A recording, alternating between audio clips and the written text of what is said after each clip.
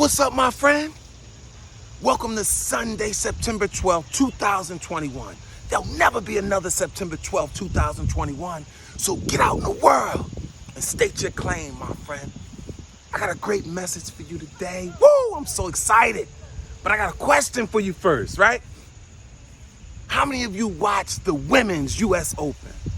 Oh man, it was one of the most exciting U.S. Opens I've ever seen. I watched the whole thing from the rooter to the tutor. Did you see the championship?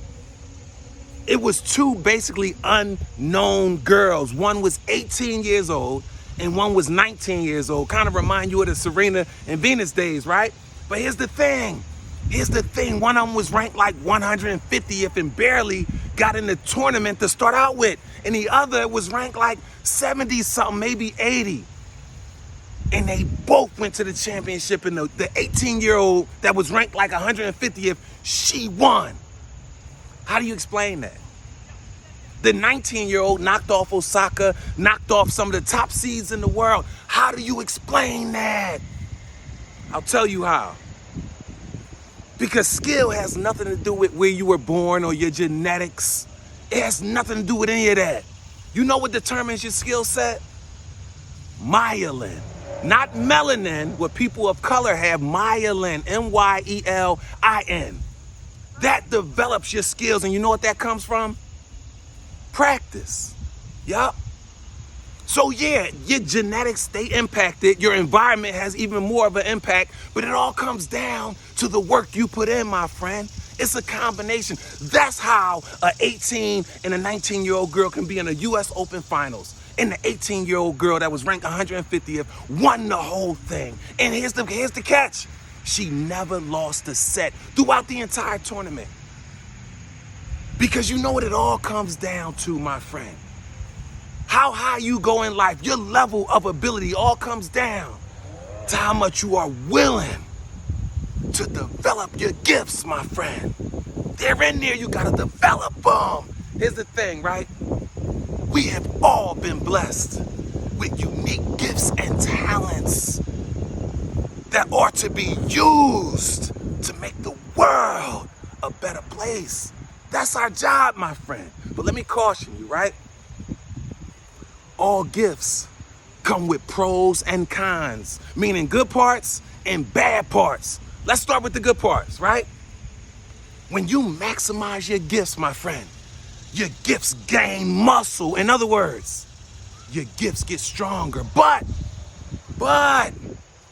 when you take your gifts for granted, right, and you fail to develop them, this is what happens. Your gifts lose strength, and then here's the worst part. And then they lose you, my friend. Woo! See, here's 3 reasons why you gotta develop your gifts, right? Number 1.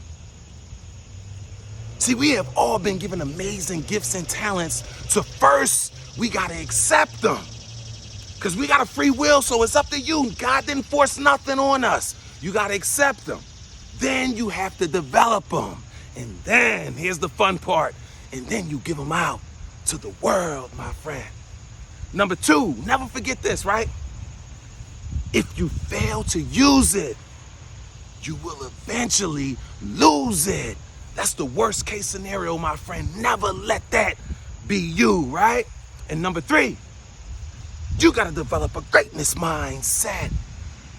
A mind bold enough to believe, right?